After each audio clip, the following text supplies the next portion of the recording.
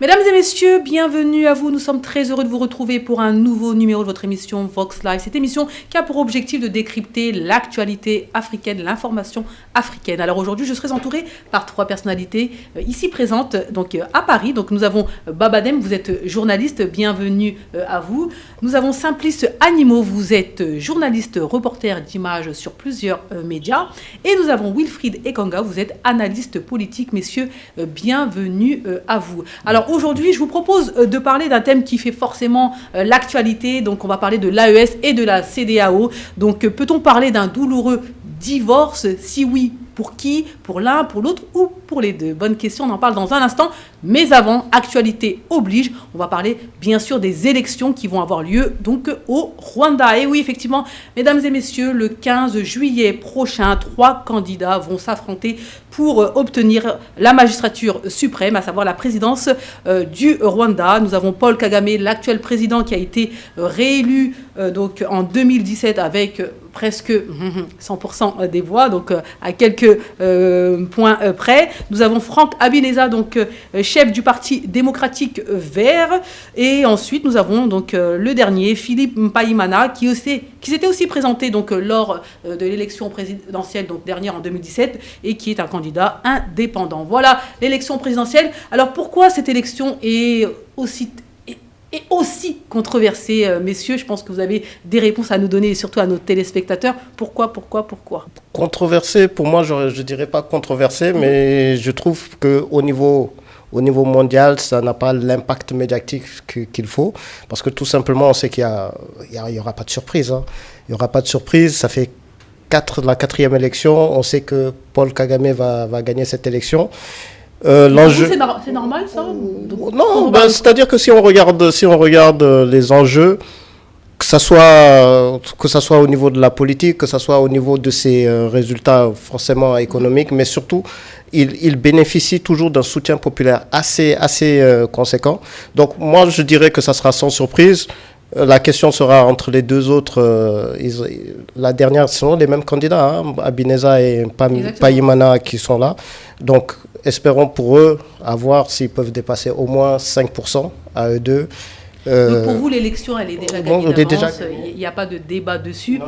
Et puis je veux juste rajouter ce qui est intéressant, c'est le fait que pour la première fois, ils vont coupler l'élection présidentielle et l'élection législative. Et ce que j'aime bien dans cette élection législative, c'est qu'il y a, sur 80 députés, il y a au moins 23 sièges qui seront réservés qu'aux femmes, 2 autres sièges à la jeunesse et un autre siège aux handicapés. Donc au moins qui est déjà l'inclusif par rapport, après ça se joue sur les autres 53 autres députés, 53 autres sièges, mais le fait de permettre une élection uninominale à un tour, ça permet des économies. Et deuxièmement, le fait de coupler les deux permet aussi des économies. Donc j'espère que ça pourra... Paul Kagame sera élu président le 15 juillet, sans aucun doute. Et il n'y a pas de controverse, tout va bien. Non, s'il y avait des doutes, on aurait entendu parler de ces très bien. De ces Vous êtes du même avis? Bon, peut-être dans les faits, c'est un constat. On constate sur le terrain ce qui se passe. Mais en même temps, pour moi, c'est un mauvais signal pour la démocratie, même en Afrique. Parce que 30 ans au pouvoir, moi je suis pour l'alternance. Hein. Pour moi, normalement, quelle que soit la valeur du président, il faut quand même favoriser l'alternance. Parce que Paul Kagame, pour moi, il n'est pas peut-être le plus intelligent de tous les Rwandais, quand même. Quand on parle pourquoi on dit que c'est controversé? Parce qu'il faut savoir qu'il y a des amendements constitutionnels qui ont eu lieu donc, en 2015 et qui ont été très controversés, permettant à Paul Kagame de brider donc, déjà un 3e mandat et même la possibilité d'être au pouvoir jusqu'en 2034. Oui, justement. Donc ça pose un problème. Au niveau de l'alternance, je pense que ça se voit dans pas mal de pays. Hein. Des modifications constitutionnelles et après, autant déclarer changer de régime carrément. Donc je pense que c'est mieux. Wilfried? Il est évident que c'est une réalité africaine et je souscris à l'idée selon laquelle ce ne sera pas une élection mais un plébiscite. Il est évident qu'il va gagner. Les scores des opposants étaient ridiculement petits. En 2017, monsieur Franck Habineza du Parti des Verts avait 0,45%. C'est littéralement le même pourcentage que son âge. Il a 47 ans. Voilà, Paul Kagame, en 2003, en 2010, en 2017, il a toujours été au-dessus des 90% dont il n'y aura pas de surprise. Ce qu'on peut déplorer, malheureusement, c'est qu'à partir du moment où on dit qu'on va organiser une élection, il faut que le jeu soit équilibré. Les organisations internationales félicitent peut-être le Rwanda du point de vue du climat des affaires, globalement, mais ce n'est pas un exemple à suivre du point de vue du climat politique. C'est-à-dire, on estime que les élections se tiennent dans ce pays-là dans un climat de terreur, dans un climat d'intimidation. On se souvient de ce qui est arrivé à Madame Diane Rwigara en 2017, la militante féministe, qui, lorsqu'elle s'est portée candidat, s'est vue arrêtée, accusée de tentative d'insurrection avec des membres de sa famille. Ils sont même allés, il y a eu des choses en dessous de la ceinture, des photos d'une personnalité politique dénudée publiées sur la place publique, des manœuvres de chantage, et ça, évidemment, ça ne cadre pas avec ce que nous pensons être l'idéal de l'Afrique de demain. Donc aujourd'hui, l'élection n'est peut-être pas controversée sur les résultats qui sont de toute façon attendus, mais sur la forme, on peut dire Paul Kagame, à partir du moment où tu organises une élection, donne les mêmes chances à tout le monde. Personnellement, je ne m'oppose pas à la longévité d'un président au pouvoir si les résultats sont bons. Évidemment, on peut disserter sur les résultats économiques du Rwanda. Je n'approuve par exemple pas la politique extérieure du Rwanda. Mais si les Rwandais estiment que c'est un bon président et qu'ils l'ont plébiscité sur le plan populaire, ça ne me dérange pas qu'il se représente 1000 fois, même s'il faut s'entendre dessus. Cependant, si on a décidé de réformer la Constitution et de se présenter à vie, il faut qu'à chaque fois qu'il y ait des élections organisées conformément au texte, il y ait aussi un respect des chances de chacun conformément au texte. Or là, on a une inféodation du pouvoir politico-militaire pour le bien du FPR contre les opposants. Voilà, mesdames et messieurs, petit tour de table concernant l'élection présidentielle qui aura lieu au Rwanda le 15 juillet. On aura l'information incessamment sous peu qui sera élu président, apparemment, peut-être, ou pour beaucoup, Paul Kagame. Peut-être qu'il y aura une surprise, on ne sait jamais. Allez, on poursuit cette émission avec le thème du jour, AES-CEDEAO. Peut-on parler d'un douloureux divorce? Si oui, pour qui? Pour la CEDEAO, pour l'AES ou peut-être même pour les deux? On en parle avec nos invités. Alors, on l'a dit, ça a été répété, notamment lors du sommet de l'AES. Ils l'ont dit, et ils ne vont pas revenir dessus apparemment, on quitte la CEDEAO et c'est irréversible. Donc, mais néanmoins, la CEDEAO, lors de son sommet, donc le 7 juillet, donc un jour après le sommet de l'AES, persévère, considère qu'il y a possibilité quand même de ramener donc les pays de l'AES au sein de la CEDEAO. Vous y croyez, vous, ou pas? Rapidement, un tour de table concernant cela. Honnêtement, au vu des deux sommets, rapidement, en un mot, je n'y crois pas du tout. Je n'y crois pas. Donc, je pense, comme ils disent, c'est irréversible, mais j'ai été surtout déçu par l'acte posé ou le discours du président de la commission de l'Union africaine, de la CEDEAO, M. Touré. Et la manière dont ils ont parlé, c'est pour répondre en préambule à la première question, le divorce, pour qui le divorce est plus douloureux? Je pense que le divorce est beaucoup plus douloureux pour la CEDEAO que l'AES par rapport au discours que j'ai entendu ce dimanche. D'accord. Oui. Moi, je rejoins un peu. Je pense que le divorce serait plus douloureux pour la CEDEAO. Parce que l'AES, en fait, ils n'ont rien à perdre. De toute façon, ils sont déjà dans des difficultés. Ils essaient de trouver des solutions. Et je pense qu'ils sont quand même sur la bonne voie. Après tout ce que je vois, Quoi qu'il en soit, lors du sommet de la CEDEAO, donc ils ont parlé des conséquences de ce retrait de ces pays. On va en parler ici sur le plateau. On va essayer de voir si effectivement il y aura une conséquence, deux grosses conséquences sur les pays de l'AES. On va voir ça dans un instant. Mais avant de parler de cela, je vais vous donner aussi la parole. Est-ce que vous pensez qu'un retour éventuellement serait possible? Parce qu'il y a quand même deux émissaires qui ont été officiellement choisis pour essayer de tenter de convaincre donc les pays de l'AES de revenir, à savoir le président sénégalais Bassirou Diomaye Faye et le président Faure Gnassingbé, donc le président togolais. Donc ils y croient. La probabilité que le Niger, le Mali et le Burkina Faso reviennent dans l'AES est de 100% en dessous de zéro. C'est à oublier. Il y a eu une très mauvaise lecture géopolitique de la part des dirigeants de la CEDEAO qui ne comprennent définitivement pas que le train est parti. On a l'impression d'être dans une guerre d'ego, ou plutôt que d'être pragmatique. On est dans une sorte de refus de déni politique, on dirait... un homme blessé dans son amour propre qui continue de courir après ses dulcinées après qu'elle a refait sa vie et qu'elle lui propose une amitié. C'est exactement le cas de figure dans lequel on se trouve. Donc j'invite une fois encore, c'est ce que nous disons dans nos analyses depuis le début, depuis l'annonce de la Confédération, enfin depuis l'annonce même de la charte du Liptako Gourma en septembre dernier, j'exhorte les dirigeants de la CEDEAO, Bassirou Diomaye Faye en premier, à avoir pour de bon une lecture politique qui le fera rentrer dans l'histoire, plutôt que de se ridiculiser avec les vieillards, entre guillemets, qui obéissent encore au système d'antan. D'accord. Alors, pourquoi, à votre avis, ont-ils choisi donc, ces deux présidents? Pourquoi le président sénégalais? Pourquoi le président togolais? Est-ce qu'ils pensent qu'ils ont le pouvoir de faire changer les avis? Et surtout, Bassirou Diomaye Faye, il insiste quand même. A-t-il éventuellement des informations qu'il n'a pas dévoilées? Croit-il encore que c'est possible? Il persévère. Oui, il persévère parce qu'il a toujours dit on va refaire reformer. Lui, il y croit à la reformation de la CEDEAO de l'intérieur avec les 3 pays de l'AES. Donc de reformer vraiment la CEDEAO pour que cette CEDEAO soit la CEDEAO dite des peuples.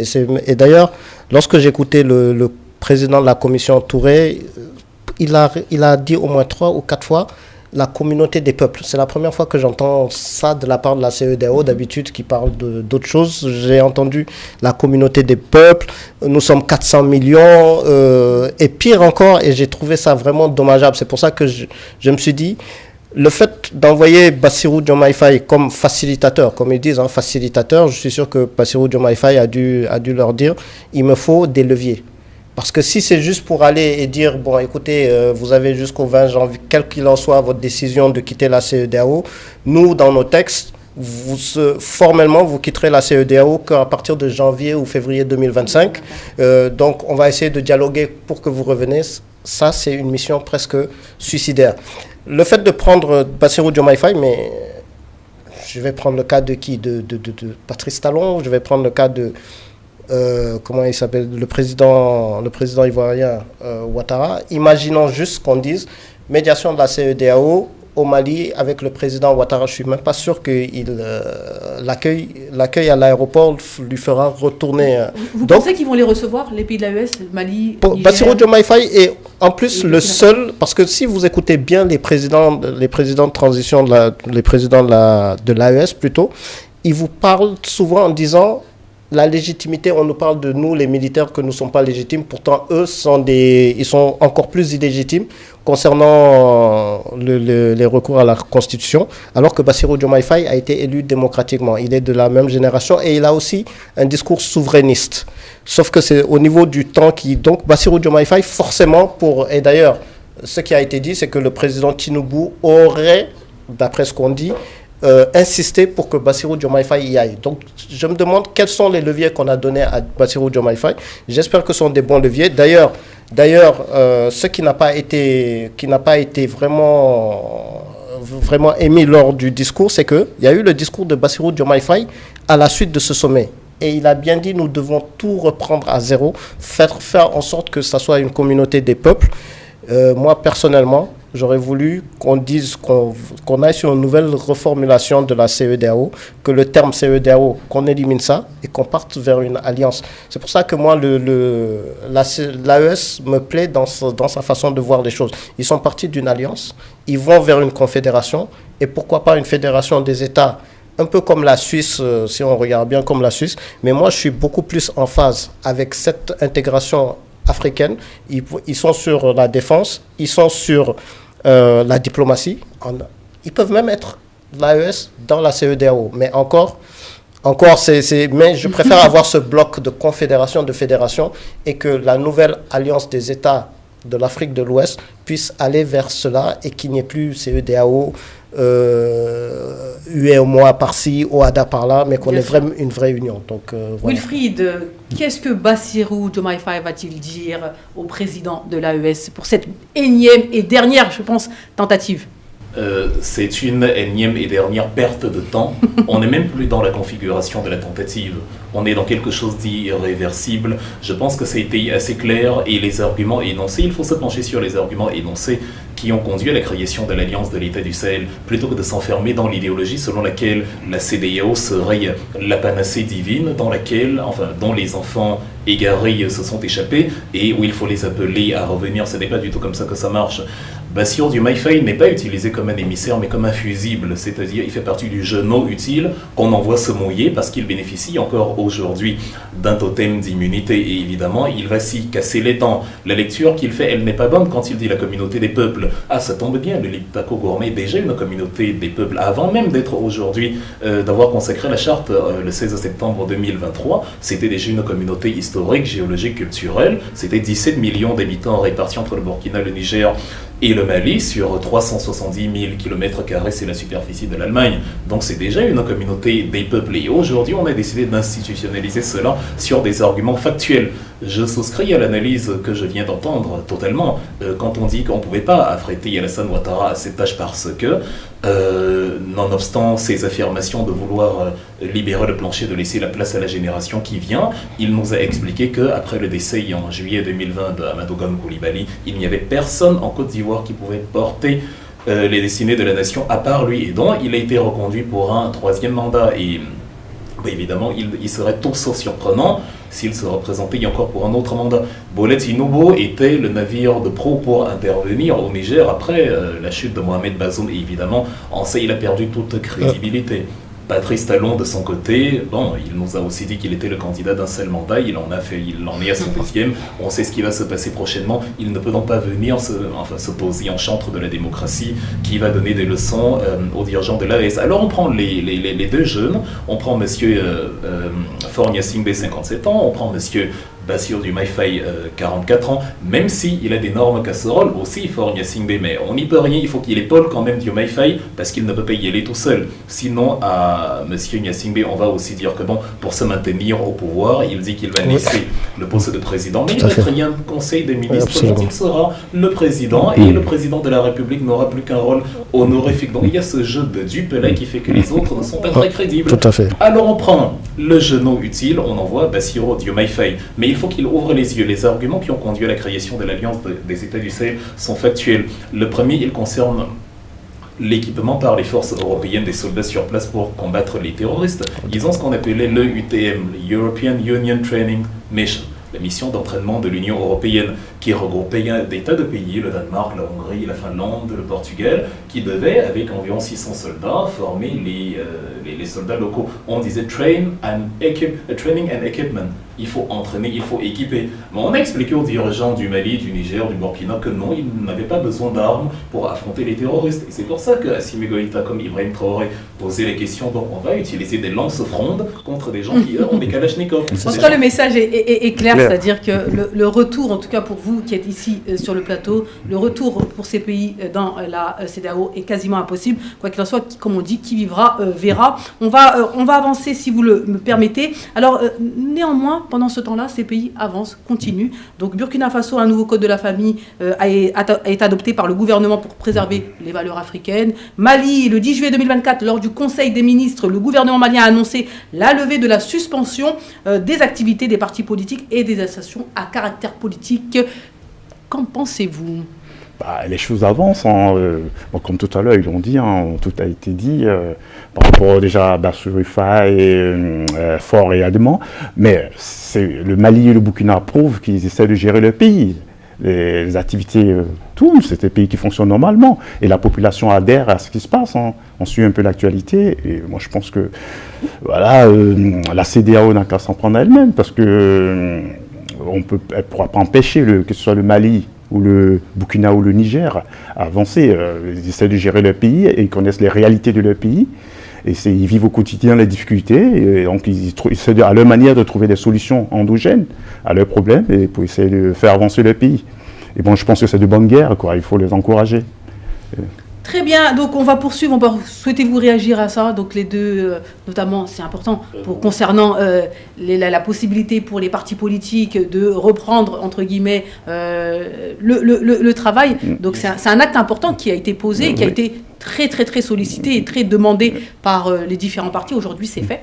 Oui, bien sûr, ça permet de battre en brèche l'argument utilisé par les adversaires du gouvernement malien, qu'on aime bien appeler junte. Pourtant, on n'a jamais parlé de junte en relation avec le général de Gaulle, qui était tout sauf un civil, à la tête de la France dans les années de guerre. Donc ça permet de détruire l'argument selon lequel ces dictateurs empêchent la population de s'exprimer. J'ai toujours dit, je l'ai d'ailleurs dit sur l'introduction sur le Rwanda, le pouvoir perpétuel, si les résultats sont bons, ne me pose pas de problème, et ça ne pose de problème d'ailleurs à aucun peuple dans le monde. Sinon Singapour et le Qatar seraient obsédés par la démocratie. Or, ce n'est pas tout à fait ça qui est court là-bas. Mais lorsqu'un niveau de vie conséquent est offert aux populations, elle peut fermer les yeux sur la pérennité au pouvoir. Et donc aujourd'hui, quand M. Assimi Goïta lève les barrières des restrictions des partis politiques, bon, ça cadre avec l'exhortation. Sur ma chaîne YouTube, j'avais fait une vidéo il y a quelques mois, lorsque l'interdiction a été en mars 2020, en mars dernier, lorsque l'interdiction a été mise sur pied, j'avais dit cela pourrait donner du carburant aux critiques, aux voix dissidentes. Et il y a ceux même qui peuvent utiliser des opposants maliens contre le gouvernement avec des arguments visibles selon lesquels, bon, il empêche les partis politiques de s'exprimer. Donc c'est bien qu'il ait opéré cela, de la même manière que je suis très heureux de la réforme du code civil, du code de la famille au Burkina Faso. Comme je l'ai dit dans un autre plateau ici sur la question homosexuelle dans mon pays, le Cameroun, chaque pays a ses réalités. Il faut que si les Africains élaborent un mode de vie précis, que ce mode de vie émane de leur volonté propre. Il ne faut pas qu'il leur soit imposé, dicté par l'extérieur, parce que nous n'imposons et ne dictons rien à autrui non plus. Donc c'est la préservation des valeurs africaines sans que les valeurs des autres nous dérangent. C'est la réalité africaine. Je soutiens toujours que l'Afrique est l'un des continents, enfin le continent le moins densément peuplé au monde. On a énormément de place pour très peu d'habitants. 1,5 milliard, c'est absolument ridicule sur 30 millions d'habitants. Alors il faut plutôt inciter des politiques d'explosion de naissance. Même la matière première, nous l'avons. Il suffira de l'exploiter. On n'a pas un souci de déficit de richesse et j'approuve totalement la mesure du président burkinabé sur la manière de gérer la famille et le privé. Alors, lever de la suspension pour les partis politiques, vous en pensez quoi, vous, Babadem? Pour moi, c'est une très bonne nouvelle. Très bonne nouvelle à partir du moment où, comme le professeur Simon le disait, il fallait choisir entre le totalitarisme ou la démocratie. C'est soit l'un ou l'autre. Et j'avais dit que le totalitarisme serait plutôt un fardeau ou serait même la perte de ces régimes. Le fait de pouvoir lever cette sanction, ça permet aussi d'avoir une meilleure communication avec toutes les forces vives du Mali, qu'on sache où est-ce qu'ils veulent y aller avec l'AES, et ça permet d'aller, en tout cas dans la voie qui est tracée. Je pense que c'est vraiment une très bonne chose et ça renforce l'unité du Mali, parce que sinon, je suis sûr qu'on partirait sur des troubles et sur l'instabilité à force de faire du totalitarisme. Donc, une très bonne nouvelle pour moi. Alors, comment les partis politiques maliens ont-ils pris cette décision? Donc, on aura forcément l'information dans les jours qui suivent. Voilà, mesdames et messieurs, vous êtes sur Vox Live. On a un petit moment de pause et puis on revient. De retour sur le plateau de Vox Live avec nos trois invités. Aujourd'hui, on parle de l'AES et de la CEDEAO. Un divorce qui sera douloureux pour qui? Pour l'un, pour l'autre ou pour les deux? Alors, durant le sommet de la CEDEAO, le président Touré a quand même énoncé les différentes conséquences si les trois pays de l'AES persistaient dans leur retrait. Donc ils ont été quand même assez durs sur le nombre de conséquences. En tout cas, ils les ont citées. Est-ce que ça va arranger la situation? Est-ce que ça donne envie éventuellement aux pays de l'AES de discuter, de parler de réconciliation, de voire même de recevoir les émissaires? Parce qu'il a insisté, il en a cité pas mal. Vous en pensez quoi? Alors, les conséquences, c'est un peu comme les conséquences des sanctions de l'Union européenne contre la Russie. Si tu empêches quelqu'un de dormir, tu passeras une nuit blanche. Lorsque je prive quelqu'un d'une marchandise que je produis, je me prive d'un client. C'est comme ça que ça fonctionne. C'est-à-dire, les conséquences vont toucher les deux entités. Et cette attitude belliqueuse n'arrange pas les choses, d'autant plus que l'AES n'est pas du tout dans une posture belliqueuse. S'il y a quelque chose que les dirigeants de l'AES trouvent dommage dans cette histoire, parce qu'évidemment c'est la CEDEAO qui ressent le plus la douleur de cette séparation, mais l'AES la ressent aussi, sauf que c'est dans un autre registre. Les dirigeants de l'AES auraient bien aimé que leurs frères africains comprennent leur idéologie, que leurs frères africains comprennent qu'ils ne sont pas en train de leur dire « nous ne sommes pas avec vous », ils sont en train de leur dire « nous sommes avec vous face aux autres. Et vous devriez vous joindre à nous plutôt que de faire coalition avec les autres. Ça relève de ce que M. Abdoulaye Diop, le ministre malien des Affaires étrangères, a évoqué lors de la rencontre de Bruxelles il y a quelques jours. Parmi les éléments qui ont conduit à la création de l'AES, outre le problème de l'EUTM que je citais tout à l'heure, il y a le fait que sous pression extérieure, les États de l'Alliance, des États du Sahel se sont vus imposer des sanctions qui violent les textes de la CEDEAO. La fermeture des frontières n'est inscrite nulle part dans les prévisions de la CEDEAO, quelle que soit la situation qui y a cours. Les sanctions financières de l'UMOA ou les avoirs de ces États ont été gelés illégalement par les États de la CEDEAO. Ça non plus, ça ne figure pas dans la charte de l'UMOA. Et on sait d'où les pressions sont venues. Et quand on voit aujourd'hui ces sanctions, en fait, on voit la volonté par la guerre d'ego que je viens de citer et aussi par une volonté de l'extérieur. J'insiste toujours dessus, il ne faut pas qu'on soit naïf. On est dans un paradigme géostratégique réel où ceux qui ont besoin des ressources de ces pays-là ne vont pas négliger les leviers qui peuvent leur permettre d'y arriver. De faire regretter aux pays qui ont dit on s'en va d'être partis. Donc on met ces mécanismes de sanctions dans l'espoir. Pour le coup, ce ne sont pas des sanctions. C'est-à-dire qu'ils décident de quitter la CEDEAO, donc forcément il y a des conséquences. Normalement, quand on a compris ce qu'il y a à perdre pour les Africains, il n'y a que les Africains qui seront perdants. C'est pour ça que je dis, c'est pour ça que je parle de sanctions, parce que quand on veut appliquer bêtement des mesures consécutivement au retrait de certains pays, plutôt que de se dire vous êtes partis, mais pour ne pas perdre nos acquis, on va essayer de procéder autrement. Considérons le port de Cotonou. On nous dit les États de l'AES sont enclavés, mais oui, mais c'est grâce à cet enclavement qu'ils ont besoin du port de Cotonou, entre autres. Et si le port de Cotonou décide de corser, si actuellement il y a une crise entre le Bénin et le Niger, si maintenant en raison de ces crises on corse les relations commerciales entre les deux pays sont perdants. Donc les Africains sont amenés à réfléchir et à se dire quelle serait la meilleure solution. Est-ce que idéologiquement, égocentriquement, on va les faire revenir de force alors qu'on sait que c'est couru d'avance, ou alors on va réfléchir pour le bien de nos populations un pragmatisme réel dans les mesures. C'est pour ça que je dis que les conséquences seront les mêmes que les conséquences de l'Union européenne qui, en raison de la guerre en Ukraine, a exclu la Russie du système SWIFT. Et il a dit à partir de là, vous ne participez plus aux échanges internationaux. Mais aujourd'hui, la récession économique en Europe, est un paradoxe énorme avec les 3,5% de croissance qu'on a du côté de la Russie. Donc aujourd'hui, on n'aura peut-être pas forcément la croissance du côté de l'AES immédiatement, mais on n'aura pas non plus un boom économique du côté de la CEDEAO. En gros, tout le monde est perdant. Tout le monde est perdant. Et c'est pour ça qu'ils sont amenés à réfléchir. Les conséquences sont... Oui, c'est pour ça qu'ils sont amenés à réfléchir du point de vue géostratégique. Je conclus en insistant dessus. Assimi Goïta, Ibrahim Traoré et Abdourahmane Tiani n'excluent pas du tout la coopération avec leurs frères africains. Bien au contraire. Ils se désolent du fait que leurs frères africains refusent la véritable coopération sur un paradigme indépendamment créé par les Africains pour les beaux yeux de quelques puissances externes tapis dans l'ombre, entre autres, parce qu'il n'y a pas que... Babadem, que pensez-vous de la posture de M. Touré? Est-ce que cela va rendre plus difficile la mission de facilitateur de votre président sénégalais, Bassirou Diomaye Faye? Ouais, je pense que c'est vraiment le discours malheureux. Et on se dit, ils essayent même de minimiser en disant non, c'est le discours du président de la commission, mais ce n'est pas ce que le sommet des chefs d'État a retenu en faisant un autre communiqué. Mais ça a quand même été dit sur la place publique, ça a été énoncé devant les autres chefs d'État, et le fait que ça soit énoncé, ça nous permet nous aussi de nous faire notre propre analyse. Et moi, c'est à partir de ce discours que je me suis dit que cette CEDEAO n'a rien compris, cette CEDEAO n'a pas le bon mindset, et qu'il faut tout refaire dans cette CEDEAO. Vous voyez, en fait, lorsque vous regardez la liste des sanctions, vous allez perdre un marché de 400 millions de consommateurs. C'est là aussi que j'ai appris que nous allons perdre l'assurance automobile CEDEAO, que je connaissais pas trop, que la communauté des peuples, c'est là où la première fois... Oui, c'est vrai que c'est étonnant, c'est-à-dire qu'on s'attendait vraiment pas à ce que le listing soit fait, que ce soit aussi précis.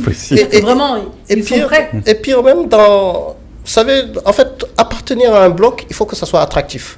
Mais là, même dans le bloc, dans le listing, il a même dit... Attention, la CEDEAO n'a plus les moyens. En parlant au niveau économique, on n'a plus les moyens. C'est-à-dire qu'il fait tout pour qu'on n'y aille pas. Je suis malien aujourd'hui. J'ai la carte d'identité CEDEAO. Si on faisait une fiction, j'ai la carte d'identité CEDEAO, j'ai le passeport CEDEAO.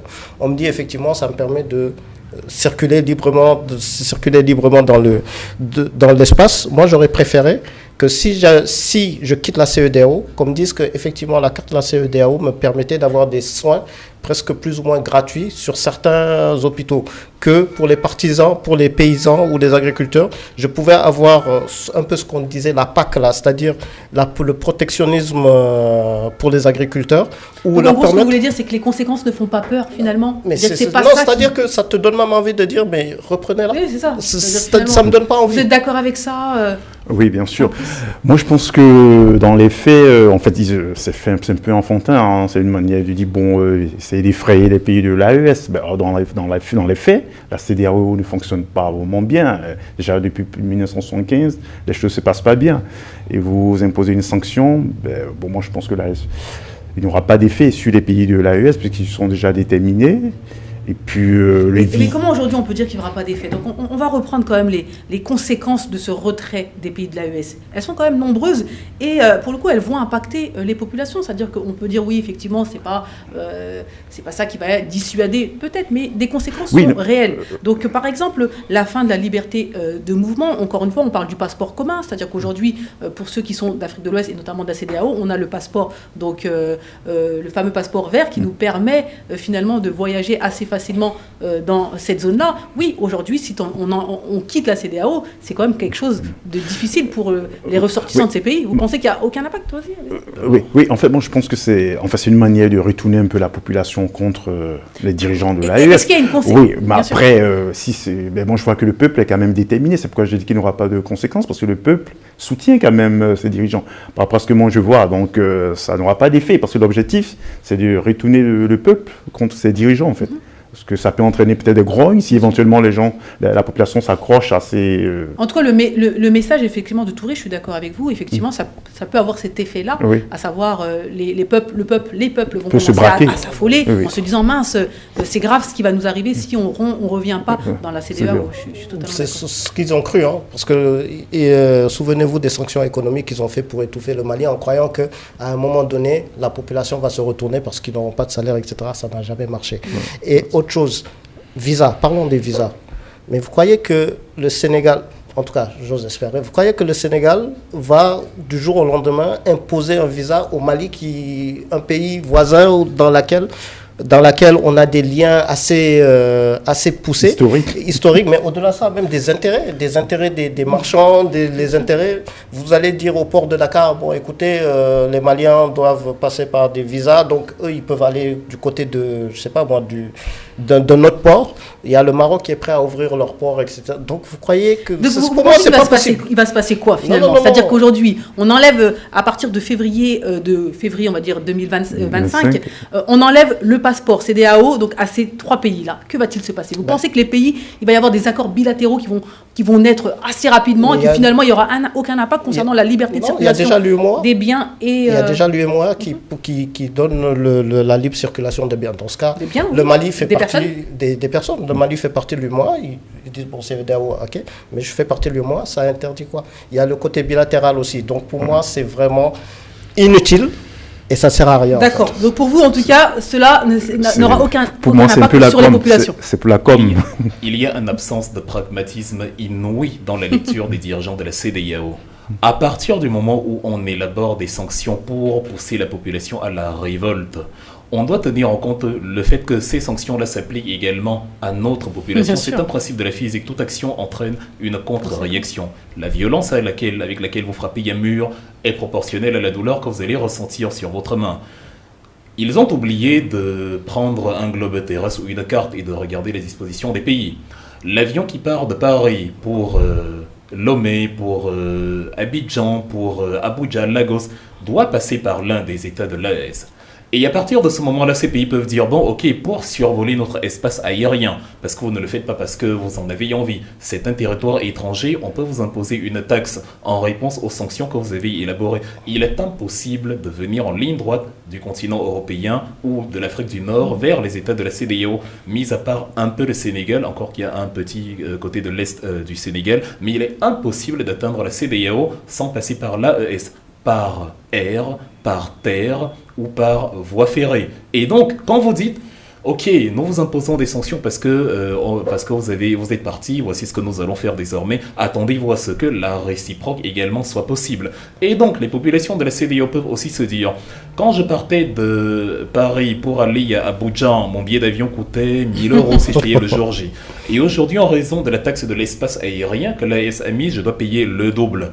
Ils peuvent aussi réagir et dire, bon, nous ne voulons plus de nos dirigeants, parce que la différence entre les deux, c'est que l'AES, et ça se voit, est une structure indépendante. Les peuples africains l'ont vu. Elle est créée par les Africains, pour les Africains. On le voit. C'est la première fois que l'Afrique crée une structure dans notre génération dont on voit clairement la démarche. Et ça devient le plus grand, parce que là, on parle de la confédération. On va aboutir à une fédération. La différence entre la confédération et la fédération, c'est que dans la confédération, chaque État conserve plus ou moins sa souveraineté, mais la fédération, c'est vraiment un gouvernement central avec des sortes de provinces, mais il y a vraiment un noyau, et c'est l'idée qui a justement poussé à la création de la Confédération. Ils ont appelé ça la défense triennale permanente. Donc, tous les trois, on parle d'une seule voix face à tous les paradigmes. Et là, on voit, il y a de la crédibilité. Les populations africaines le voient. Les dirigeants africains, eux, ils ne le voient pas. Et c'est ce que Traoré a dit dans son discours d'hier, je pense, ou de ce matin, je ne sais plus où il dit. Je n'ai rien contre les populations en Côte d'Ivoire, mais j'ai quelque chose contre les dirigeants en Côte d'Ivoire. Déjà parce qu'ils sont pilotés par l'extérieur, ce sont mes ajouts. Et de deux, parce qu'ils ont une lecture médiocrissime de la réalité. Ils vont vous dire que oui, ces gens-là, ils se font manipuler par la Russie et tout. Donc, en fait, ils dénient à leurs homologues la capacité de réfléchir par eux-mêmes. Bien sûr. On nous présente, voilà, comme des petits enfants qui se font maintenant manipuler par la Russie, comme s'il y avait une différence entre la Russie, les États-Unis et autres. Pour le coup, en parlant du Burkina Faso et de la Côte d'Ivoire, donc il faudra aussi que tous les Burkinabés quittent la Côte d'Ivoire et retournent dans leur pays, ensuite demandent un visa, une autorisation de séjour en Côte d'Ivoire et vice-versa. Ce qui n'est pas applicable, ce qui est difficilement applicable. Et donc, c'est beaucoup de bruit pour rien, parce qu'on refuse de regarder la seule réalité qui tient. La seule réalité qui tient, c'est qu'on a 3 dirigeants africains qui se sont rendus compte que les temps ont changé. Ce sont de jeunes gens, Assimi Goïta et Ibrahim Traoré. Ils se sont rendus compte qu'on a la capacité, nous, Africains, on est intelligents. Quand l'Union européenne a été créée, depuis le statut de Rome de 1957, le traité de Rome, ils n'ont pas demandé notre avis. Quand ils ont créé la communauté économique européenne qui deviendra plus tard l'UE, quand ils ont créé l'euro en 2000-2002, ils n'ont pas demandé notre avis, c'est une organisation indépendante qu'on soutient, qu'on soupçonne d'ailleurs d'inféodation aux États-Unis pour les critiques à cette organisation-là. Et donc aujourd'hui, nous en Afrique, on ne veut pas commettre les mêmes erreurs. Monsieur Abdoulaye Diop l'a dit, il ne s'agit pas d'exclure quiconque, ni en interne ni en externe. Il s'agit de choisir librement nos partenariats selon ce qui nous avantage. Si on prend le cas de la Russie, on a vu de nos propres yeux que le Mali, avec la coopération russe, contrôle aujourd'hui littéralement l'intégralité de son territoire. Après la bataille de Kidal, on dit la bataille de Kidal, on devrait dire la 5e bataille de Kidal, parce qu'il y en a eu 3 ou 4 grandes batailles avant celle-là, qui étaient en fait des bifurcations sans queue ni tête, parce que ceux qui prétendaient aider le Mali pour libérer Kidal ne cherchaient pas vraiment à libérer Kidal, parce que depuis le lancement de l'opération Serval en 2013, rien ne s'est passé. Il y a à peine quelques mois de coopération avec les Russes, on voit déjà des résultats. Ce n'est donc pas de l'idéologie qu'on fait en disant les gentils Russes face aux méchants Français. Non, on fait une lecture objective des événements. Tout le monde voit que Kidal a été libéré. Bien sûr, donc, tout le monde voit que là, c'est une structure créée par les Africains pour des résultats. Et qui pose des actes concrets, et on voit les résultats. Et c'est pour ça qu'ils seront donc moins convaincus par leurs dirigeants, si leur sanction leur retombe dessus. Par les choix de leurs dirigeants, oui, ça c'est important de le dire. Que ne le seront les populations de l'AES. Donc c'est voué à l'échec, il faut réfléchir. Donc ils ont encore insisté sur les 500 millions de dollars. Ils ont aimé le citer, hein, ce chiffre-là. Oui, l'AES, vous allez perdre 500 millions de dollars, etc. Voilà l'impact, et ça va forcément impacter les populations. Ça fait peur, 500 millions de dollars pour le coup, pour ces 3 pays-là?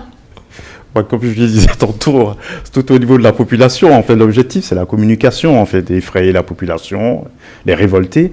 Mais si le peuple de ces territoires reste soudé, soutient les dirigeants, et je pense que c'est le cas, parce que moi, je vois tout ce qui se passe là-bas, la population, on a vu ce qui s'est passé au Niger, le 6, Regarde comment Ibrahim Traoré a été accueilli par la population. Après, l'euphorie peut redescendre. C'est-à-dire que c'est vrai qu'on les a accueillis, on est content de la création de l'AES. Je pense que c'était quand même vrai. Mais après, il y a le concret. C'est-à-dire que des gens vont perdre des marchés, des gens vont plus pouvoir circuler, en tout cas. Oui, mais en même temps, comme il a dit, ils sont conscients, ce ne sont pas les enfants. Bien sûr. Mais en tout cas, sur le papier, en principe, c'est ça. En principe, c'est ça. Pour vous, vous êtes certain que dans les prochaines semaines, dans les prochains mois, les populations vont suivre, il ne va pas y avoir un soulèvement ou éventuellement des gens qui vont commencer à manifester contre éventuellement cette sortie de la CEDEAO. Ils sont déterminés, le peuple de l'AES est avec pour l'instant, les dirigeants. Non, comme on dit, on ne peut pas faire de la fiction, mais on ne sait jamais, mais pour l'instant, ils sont, moi je constate qu'ils sont vraiment derrière le dirigeant et ils sont conscients de ce qui se passe. Donc du coup... je pense que tout se passera bien. Et puis, ils ne perdent pas beaucoup. Je voudrais juste rajouter sur la liste l'autre côté, entre guillemets, ridicule, c'est attention, si vous quittez, vous ne serez pas soutenu pour les postes à responsabilité dans les institutions internationales. Perdre de l'influence diplomatique de ces pays-là, notamment dans les organisations internationales. C'est absolument c'est carrément un chantage. Et c'est un mauvais chantage. Quitte à faire du chantage, autant bien le faire. Il n'y a aucun dirigeant de l'AES qui se réveille le matin en disant « je rêve d'avoir des émissaires dans X ou Y organisation ». Au contraire, elles sont même moquées aujourd'hui. L'Afrique ne veut plus d'organisations cosmétiques où on vous place là pour que vous fassiez bien le mariole, pour que vous fassiez bien, je me le permets parce que je suis africain, je peux utiliser ce mot, le nègre utile, pour justement les beaux yeux de l'impérialisme. Non, ce type de mécanisme ne fonctionne pas. On regarde la réalité des faits, que ce soit les sanctions financières. Premier pays dont on n'a pas parlé aujourd'hui, la Guinée-Conakry, qui a sa propre monnaie par ailleurs, le franc guinéen, depuis que M.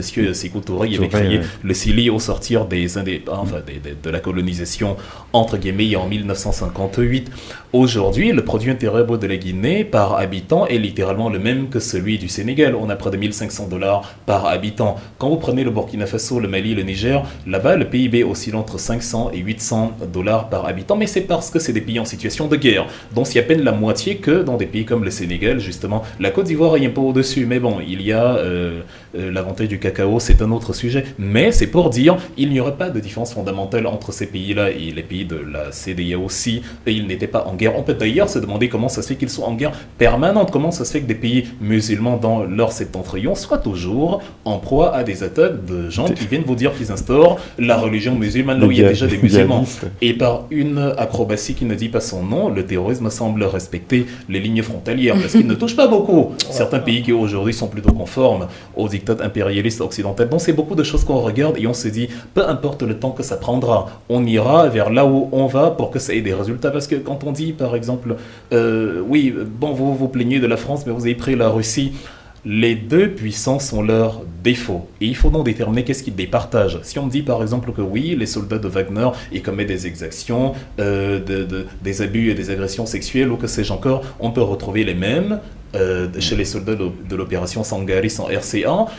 Il y a même les Japonais, là, sur le détachement militaire américain, les 50 000 soldats que les Américains ont au Japon, dont 25 000 sur l'île d'Okinawa. Il y a quelques jours, on s'est rendu compte que des filles japonaises avaient été enlevées, séquestrées et abusées par les soldats américains. On s'est rendu compte que Lafarge, l'un des géants français du ciment qui a fusionné avec Holcim, en 2014, avait pactisé avec les agents de l'État islamique en Syrie pour continuer de mener leurs activités. Donc en gros, ça fait, il n'y a pas de différence. Ça ne tient pas, ok. Oui, et donc le juge de paix, quand on voit qu'on a deux démons en face, le juge de paix, c'est la question, est-ce que lequel des deux démons est utile? On voit que l'un des deux démons nous permet d'avancer véritablement contre les terroristes. L'un des deux démons ne détermine pas à notre place ce qu'on doit imposer comme valeur interne, qui doivent être nos dirigeants, ils sont là avec leurs visées économiques qui sont compréhensibles, parce que c'est ça la coopération entre tous les pays. Je viens vers toi parce que j'ai un gain, c'est tout à fait normal. À nous de réfléchir pour tirer notre épingle du jeu. Et donc, ça, c'est très important de le dire. Alors, on l'a dit, on balaye alors les conséquences du départ, du retrait de l'AES de la CEDEAO. Pas de problème, très bien. Maintenant, réfléchissons. Concrètement, aujourd'hui, que va-t-il se passer donc, à partir de février 2025 ? Donc, selon vous, comment les relations vont être régies? Est-ce que vous pensez que le travail a déjà commencé? Est-ce que vous pensez que l'AES va dès à présent commencer à discuter avec les pays frères, comme ils les appellent, les peuples frères, comme ils les appellent? Est-ce qu'aujourd'hui, c'est le moment de commencer à travailler pour préparer l'après-CEDEAO? Est-ce que c'est fait? Est-ce que ça a commencé? Je pense que ça a commencé. Hein. Déjà, ils se préparent à créer la fédération des pays des États du Sahel. Et en même temps, c'est la CEDEAO qui a désigné des émissaires pour continuer à négocier avec les pays de l'AES. Donc, je pense qu'ils ont déjà commencé à travailler. Et ils ont quand même une vision, hein, parce que ce qui est le contraire de la CEDEAO. Depuis des années, ils n'ont jamais fait une projection sur le futur. On sait réellement ce qui s'est passé, ce qui a entraîné la crise au Mali, au Niger, au Burkina. C'était le terrorisme. Et pourtant, la CEDEAO a une armée. Les Comores et tout, ils n'ont jamais mis en place une armée pour intervenir dans le nord du Mali ou du Niger pour combattre les terroristes, même au Nigeria, où s'est tenu le sommet. Les djihadistes sont toujours présents aussi dans le nord, Boko Haram, dans le nord du Nigeria. Et la CEDEAO n'a pas encore pris des résolutions pour tout cela, elle n'a pas encore pris des stratégies pour combattre tout cela. Et donc moi je pense que les pays du Sahel, comme il a dit tout à l'heure, ils sont vraiment déterminés. On sent une stratégie, on sent qu'ils sont prêts, on sent une projection dans le futur. Moi je crois, maintenant tout dépendra du soutien du peuple. Après, c'est des peuples aussi éveillés qui ont une histoire. J'insiste vraiment sur ma question, c'est-à-dire qu'aujourd'hui, ils ont donné la feuille de route donc, au monde entier. Tout le monde sait à peu près vers où ils veulent aller. Leur peuple savent vers où ils veulent aller. Maintenant, il y a des actions à mettre en place pour pouvoir suivre cette feuille de route. Et aujourd'hui, est-ce que c'est clair? Est-ce qu'on a des idées? Est-ce qu'on a les informations concernant les actions qui vont être posées pour pouvoir finalement sortir la tête haute de la CEDEAO déjà, et surtout préparer l'avenir? J'insiste sur ça. C'est-à-dire que bon, après, c'est tout frais. Hein. Une feuille de route, oui. C'est tout frais. Bien il n'y a pas encore une semaine. Donc, je pense que... Et c'est passé, c'est-à-dire qu'aujourd'hui, les choses avancent. Oui. Le Burkina, le Mali ont prouvé, ils reprennent le travail. Donc, que va-t-il se passer dans les prochains mois, selon vous? Ils ont déjà pensé à mettre en place une banque, ils appellent ça la banque d'investissement. Ce que j'ai bien aimé aussi, c'est qu'eux, ils ont placé des actes par rapport à la priorité que veulent leur peuple, par exemple. Le président Ibrahima Traoré a bien dit que 90% des Burkinabés étaient de l'agriculture, des agriculteurs. Donc la priorisation pour eux, ce sont les semences agricoles. Dans le côté du Mali, c'est vrai que on va dire que c'est les trois pays, ils font partie des trois pays les plus pauvres, c'est ce qu'ils vont dire. Mais au-delà de ça, le fait qu'ils fassent un bloc, une alliance, on oublie souvent la Mauritanie. La Mauritanie faisait partie de la CEDEAO jusqu'en l'an 2000 avant de quitter. La Mauritanie, a quand même ils ont forcément, si on devait faire une comparaison, c'était pour eux. C'est pas une crise qui a fait quitter la Mauritanie, mais c'était plutôt pour rejoindre l'Union du Maghreb arabe. Je suppose qu'il y a beaucoup plus d'intérêt là-bas. Mais ils ont quand même gardé ce partenariat avec la CEDEAO, ce qui fait qu'il y a la libre circulation des biens. Pas encore des personnes, mais ils y vont dans cela.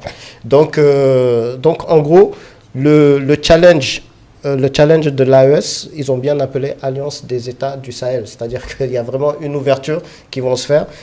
Mais pour moi, c'est à la CEDEAO de se réinventer, de se rendre encore plus, qui est une réponse beaucoup plus adaptée par rapport à leur peuple et garder. Et surtout, il y a une chose, il ne faut pas aller dans ce côté confrontation parce qu'on sent quelque part une animosité entre les peuples. On va dire, oh, les Sénégalais sont des traîtres, les Ivoiriens sont des traîtres, attention, j'ai l'impression que la CEDEAO veut aller sur le côté confrontation des peuples, affrontement, alors que je pense qu'on peut partir de ça, de l'AES, pour développer un bloc de l'Afrique de l'Ouest avec une meilleure réponse. Ma question, elle est légitime. Pourquoi je dis ça? Parce qu'aujourd'hui, quand même, la CEDEAO a expliqué si les pays de l'AES quittent, voilà les conséquences. Donc, il y a des conséquences. Il faut se dire, il faudrait éventuellement peut-être via un communiqué, en tout cas via une prise de parole, via je ne sais quoi, expliquer que, ok, voilà les conséquences, voilà nous comment on va réagir à ces conséquences-là. Ne serait-ce que pour rassurer les populations. Moi, je pense que ça peut être important de faire cela? La différence entre la CEDEAO et l'AES, c'est que depuis plusieurs mois, la CEDEAO ne crée rien, elle est dans une politique belliqueuse et de sanctions. Les autres convergent vers quelque chose de visible. La confédération, la fédération, le plan de défense trilatéral, la négociation des partenariats de manière conjointe, la dénonciation de la présence coloniale sur place, y compris dans les pays voisins, la proximité réelle avec les populations, la dislocation de certaines barrières de coercition politique, comme dans le cas du Mali aujourd'hui. En fait, on voit où l'AES est en train d'aller. On voit exactement ce qu'elle est en train de faire. Et elle mène une politique d'une transparence incroyable parce qu'elle dit ce qu'elle va faire. Elle fait ce qu'elle dit. Que fait la CEDEAO? On demande à un Africain ressortissant de la CEDEAO, qu'est-ce que la CEDEAO fait? Il ne pourra pas répondre. La CEDEAO était carrément une entité morte pendant longtemps. Elle a repris vie uniquement sur le plan des sanctions depuis l'éviction de Mohamed Bazoum. Chaque fois qu'on entend la CEDEAO parler en matière de sanctions, nous allons sanctionner, ils sont partis, les renégats, c'est une blessure au panafricanisme, comme le dit Bassirou Diomaye Faye dans une lecture d'un hors-sujet et indicible. Qu'est-ce que le panafricanisme? Quand Julius Nyerere se rend compte que le sultanat de Zanzibar a été démantelé en 1964, il se saisit du Zanzibar et il le fait fusionner avec son pays, le Tanganyika, pour donner la Tanzanie. Qu'est-ce que le panafricanisme? C'est ce que Barthélemy Boganda voulait faire au cœur de l'Afrique en voulant créer la République d'Afrique centrale, raison pour laquelle il se fera par ailleurs assassiner. Qu'est-ce que le panafricanisme? C'est ce que Sékou Touré propose à Kwame Nkrumah après le coup d'État de 66, où il dit « Viens diriger le pays avec moi ». Qu'est-ce que le panafricanisme? C'est ce que Kwame Nkrumah lui-même fait quand il dit « Africa must unite ». Il nous faut un État continental. Qu'est-ce que le panafricanisme? C'est ce que fait l'AES aujourd'hui. On le voit, les trois États de l'AES sont beaucoup plus soudés que les États de la CEDEAO. Il n'y a aucun État de la CEDEAO, malgré l'amour artificiel qu'ils sont en train de faire miroiter à la population aujourd'hui. Il n'y a pas deux pays qui réfléchissent à créer une fédération. Ni le Sénégal, ni la Côte d'Ivoire, qui sont pourtant de très bons amis, de très bons partenaires, un peu comme la France et l'Allemagne en Europe, ni le Bénin et le Togo. Non, pourtant, dans l'AES, on voit vraiment la réalisation du panafricanisme, l'idéal qui a coûté la vie à Thomas Sankara, à Patrice Lumumba, et il y a tous ces gens-là qui voulaient une Afrique unie, dont on ne voit pas où ça va. Et donc, qu'est-ce qui va se passer lorsque nous arriverons à échéance en 2025? Ce qui va se passer, c'est ce qui se passe déjà d'ailleurs aujourd'hui. C'est pour la CEDEAO que l'échéance arrive en 2025. Pour les États de l'AES, et je les invite encore à le réaliser, l'échéance, elle est actée il y a longtemps. C'est simplement pour se conformer au texte que les dirigeants de l'AES ont dit, bon, aujourd'hui, 28 janvier 2024, on dit non jusqu'en janvier 2025, mais on le voit bien au quotidien, ils n'y sont plus. Ce que eux ils ont tiré un trait sur la CEDEAO. Ce que eux veulent, c'est une structure africaine qui n'obéit pas aux diktats externes. Or, on le voit, et Traoré l'a dit encore aujourd'hui, quand il a dit détenir des preuves de la présence française. Il a cité le pays. Et un dirigeant comme ça, dans un cadre aussi solennel, ne peut pas évoquer le nom de manière aussi frontale d'une grande puissance comme la France s'il ne dispose pas d'éléments. C'est ce qui s'est passé. Il n'y a rien de nouveau sous le soleil. En 1979, l'opération Barracuda, qui est lancée depuis N'Djamena pour venir déloger monsieur l'empereur Bokassa Ier et réinstaller David Dacko en République centrafricaine. Les pays africains ont parfois, les pays qui étaient conformes à l'impérialisme, ont souvent servi de base arrière à l'impérialiste pour justement installer un nouvel ordre dans les pays qui leur étaient hostiles. Donc aujourd'hui, Ibrahim Traoré vous dit, celui qui ne se souvient pas de son histoire va la revivre à nouveau. Non, on a pris les leçons du passé et on ne veut pas que ça se répète. Et donc, parce que ces pays-là de la CEDEAO obéissent encore à quelqu'un d'autre et refusent d'être indépendants dans une logique Senghoro ou fouettiste, eux, ils n'y sont plus du tout. Mais maintenant, ils disent, pour les populations, nos peuples ne se détestent pas du tout. Donc on va continuer, on partage énormément de choses ensemble. Et ça c'est important, ils ont insisté dessus et depuis le début, oui, depuis les différentes prises de parole, ils insistent dessus. Bon, nous on veut continuer à coopérer. N'écoutez pas les dirigeants qui ne parlent que de sanctions, que de blabla. Les dirigeants de l'AES, eux, ne parlent pas de sanctions. Ils ne font que parler de continuité, de progression. Ils disent non, on va partager. S'ils ne veulent pas rejoindre l'AES ou sinon pas des dirigeants conformes à l'idéologie de l'indépendance, on va mettre sur pied des mesures qui permettent à nos peuples de coexister et de ne pas subir la piètre lecture géostratégique de leurs dirigeants. C'est très très important et tant mieux si ça a été dit et surtout si ça sera exécuté. Alors, peut-on parler d'un divorce douloureux? Pour qui? Bonne question, donc vous direz. La CEDEAO. La CEDEAO. Et l'AES, parce qu'il veut le retour de ses frères vers l'indépendance, et la CEDEAO, parce qu'elle est dans une guerre d'ego absolument misérable. d'accord, donc pour les deux. Pour les deux, mais pour d'autres raisons. Exactement. Merci à vous, chers invités. C'était un plaisir de vous avoir sur le plateau de Vox Live. Merci à vous, chers téléspectateurs. N'hésitez pas à nous envoyer vos messages. On les lit ici sur Vox Live. Allez, rendez-vous demain pour un nouveau numéro de votre émission.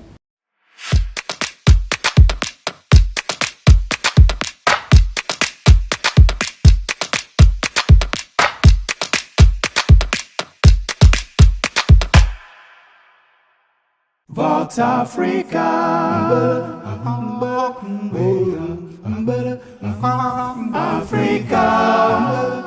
Vox Live, votre nouveau rendez-vous. Retrouvez-moi tous les soirs du lundi au vendredi à 18h30 GMT pour parler d'actualité africaine. Vox Africa.